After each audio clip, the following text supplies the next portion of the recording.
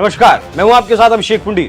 20 मार्च को बदायूं में विश्वास का चीरहरण करने वाली, भाईचारे को नोचकर खा जाने वाली एक ऐसी खबर सामने आई जिसने सोचने पर मजबूर कर दिया कि क्या बदायूं में जो 2 बच्चों की निर्मम हत्या की गई वो सिर्फ हत्या है या फिर आने वाले वक्त की एक झलक भर दिखाई गई है। क्योंकि जिस घर के 2 चिरागों को साजिद और जावेद ने मौत के घाट उतार दिया, उस घर में उसके लिए विश्वास था, प्यार था, भाईचारा था, लेकिन साजिद ने सबका गला घोंट दिया। लेकिन साजिद और जावेद ने ऐसा क्यों किया, ये अभी भी इस हत्याकांड का सबसे बड़ा सवाल है। जबकि घटना को 2 दिन बीतने वाले हैं, लेकिन एक जरूरी तथ्य अब जरूर निकलकर सामने आया है, जिससे पता चलता है कि साजिद झूठ बोलकर साजिश के तहत इन बच्चों के घर में दाखिल हुआ था। क्योंकि बच्चों की मां ने बताया था कि साजिद ने अपनी पत्नी की डिलीवरी की बात कहकर 5000 रुपए की मांग की थी। लेकिन जब उसकी पत्नी से बात की गई तो सुनिए उसकी पत्नी ने क्या कहा।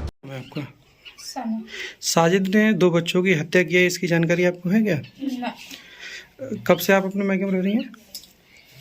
15 दिन हो। अच्छा। साजिद सखानू में रहता है ना? फोन पर लास्ट बार कब बात हुई थी आपकी? आज के दिन हुई, 8 दिन होगा। अच्छा, साजिद ने ये बताया था कि जैसे जो परिजनों का उनका कहना है कि आप गर्भवती थी, उसको लेके 5000 रुपये उन्होंने मांगने गया था उनके घर पे, ऐसा कुछ है क्या? ऐसा कुछ है ही नहीं। अच्छा। एनकाउंटर में मारे गए जिहादी की पत्नी का चेहरा भावहीन है। मतलब उसके शोहर ने 2 मासूमों की जिंदगी ली, लेकिन पत्नी के चेहरे पर अनजाने से भाव नजर आते हैं और भावों के अभाव में वो बताती हैं कि उसकी डिलीवरी जैसी कोई बात नहीं है, वो प्रेग्नेंट ही नहीं है। हालांकि खबरों से ऐसा भी पता चलता है कि साजिद 2 नवजातों को खो चुका था, लेकिन मुद्दा ये नहीं है। मुद्दा ये है कि 10 साल के और एक 6 साल के बच्चे को इस जिहादी ने मारा क्यों। इस सवाल का जवाब जब साजिद की मां से पूछा गया तो उन्होंने साजिद के एनकाउंटर को सही ठहराते हुए क्या कुछ कहा वो भी सुनिए। अच्छा, ये जो है जो घटना को अंजाम दिया है, तो आप किस तरीके से देखती हो इसको? दर्द बहुत होता है उन बच्चों का मुझे। अच्छा। अब जब ना जो ऐसा करते ना इनके साथ क्यों होता। अच्छा, इनके साथ में जो एनकाउंटर हुआ है वो सही है क्या? सही हुआ है, जब गलत काम करोगे तो सही हुआ है, उनके साथ अंजाम जो हुआ है। अच्छा, दूसरा बेटा कहाँ है आपका? दूसरा बेटा पता नहीं कहाँ है। पता ही नहीं है। अच्छा, तो ये यहाँ पे कब से दुकान कर रहे हैं? बहुत साल है। साजिद की मां का कहना है कि उसने जो किया है उसके बाद उसे जो सजा मिली है वो सही है। वहीं साजिद की दादी का भी बयान सामने आया है जिसमें वही कहा गया था जिसका डर था। मतलब साजिद के ऊपर भूत प्रेत का साया बता दिया गया और सारा आरोप साजिद के सर पर ही डाल दिया गया, क्योंकि साजिद को 72 हुरों के पास भेजा जा चुका है। अब प्लानिंग है दूसरे आरोपी जावेद को बचा लिया जाए। साजिद की दादी ने कहा है कि जो कुछ भी हुआ उसका जिम्मेदार साजिद ही होगा। घटना के समय जावेद घर पर ही था और जब उसे इसकी जानकारी हुई तो वो डर के मारे वहां से भाग गया। हालांकि उसके बाद पुलिस ने जावेद के ऊपर 25,000 रुपए का इनाम घोषित कर दिया और अब खबर ऐसी है कि जावेद को बरेली से गिरफ्तार कर लिया गया है। साजिद के ऊपर ऊपरी हवा का चक्कर था और इसी बात का डर था क्यों यही एक नैरेटिव सेट किया जाएगा कि वो मानसिक रूप से विषम था और घटना उसने इसी तरीके से इस हत्याकांड को अंजाम दे दिया। क्योंकि ये कहानी पहली बार नहीं बनाई गई, इससे पहले भी न जाने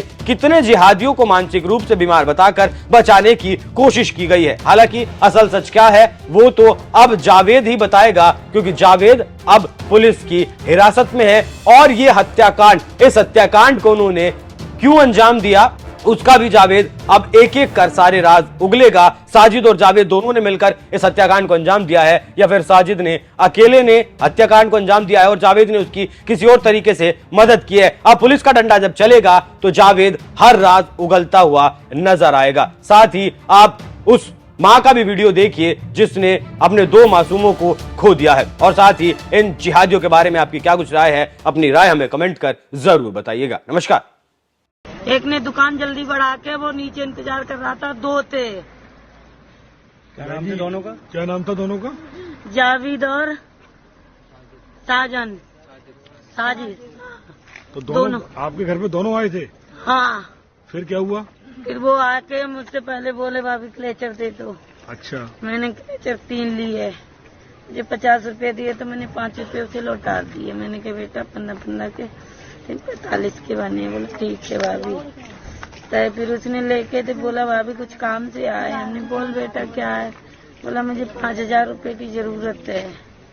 तो हमने तुरंत ही अपने हस्बैंड को फोन किया, हमने कहा ऐसे ऐसे है, वो जावेद और वो दोनों आके पैसे मांग रहे हैं। तो बोले कोई बात नहीं, बच्चे सही हैं, दे तो होगा, मतलब मुसीबत। तो हमने भी कहा कोई बात नहीं, मुसीबत सब पे। हाँ, बोला मुझे 11 बजे का टाइम दिया है वहाँ पे हॉस्पिटल में, जनाने अस्पताल में डिलीवरी होने को है हमारी बहू के। तो 5 बच्चे हमारे खत्म हो गए, एक है हमारे बच्चे बचते ही नहीं। हमने अच्छा भैया कोई बात नहीं, कोई सब मुसीबत तो सब पे आ जाती, कोई बात नहीं, बैठो 9 बजे तुम वैसे दुकान बढ़ा होते हैं, आप चले जाना, 9 बजे बढ़ाएंगे तो आप चले जाना, टाइम कट जाएगा। मैंने उसे चाय भी पिलाई, चाय लेके ऊपर मंगाई उसने, तो ऊपर दे दी, चलो कोई बात नहीं, नहीं टाइम कट रहा, मतलब बेचैनी होगी इसे। फिर इसने बच्चों को बुलाया ऊपर, फिर एक को बड़े को रोक लिया, इसने छोटे से पानी मंगाया, बीच वाले को वहाँ गुटखा मंगाई। हमारे बच्चे गुटखा वगैरह नहीं लाते, जिसने मंगाया वो चले गए। और वो गया तो उसे पकड़ के उसका यहाँ, तो उसका गिलास हाथ से गिरा, तो हमने पूछा तो आवाज ही नहीं आई। तो हमने हो सकता है डर न बोला हो वो। पीछे चाकू लेके नीचे लथपथ खून से लाया, बीच वाले को भी पकड़ा इसने। वो तो चाकू उसने उसके गिरा, उसने फेंका और छुटा के भाग के आ गया नीचे। उस समय दूसरा वाला व्यक्ति कहाँ?